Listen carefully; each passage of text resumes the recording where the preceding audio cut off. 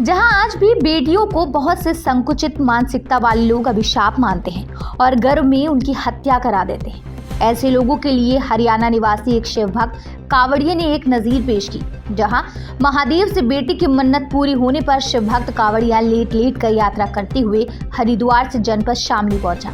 ये अनोखा शिव भक्त कावड़िया लोगों के आकर्षण का केंद्र बना हुआ है। दरअसल जनपद में हरिद्वार से पवित्र गंगा जल लेकर आने वाले कांवड़ियों का सिलसिला लगातार जारी है, जहां एक से बढ़कर एक शिव भक्त कांवड़िया शामली जनपद से गुजर रहे हैं। शहर की सड़कों पर बुधवार को हरियाणा राज्य के जिला पानीपत के गांव बलाना निवासी अनोखा शिव भक्त कांवड़िया दीपक देखने को मिला, जो कि हरिद्वार से लेट लेट कर यात्रा करते हुए अपने गंतव्य हरियाणा की ओर जा रहा।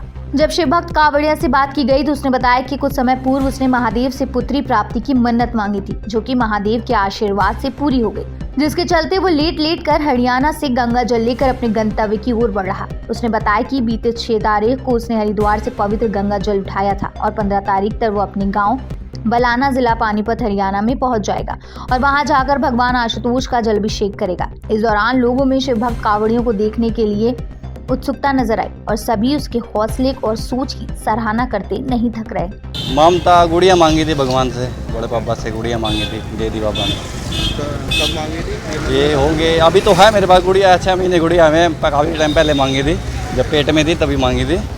हाँ, उसी टाइम मांगी थी। तो कब चले थे आप वहाँ से? मैं 6 तारीख को निकला था वहाँ से। 6 तारीख।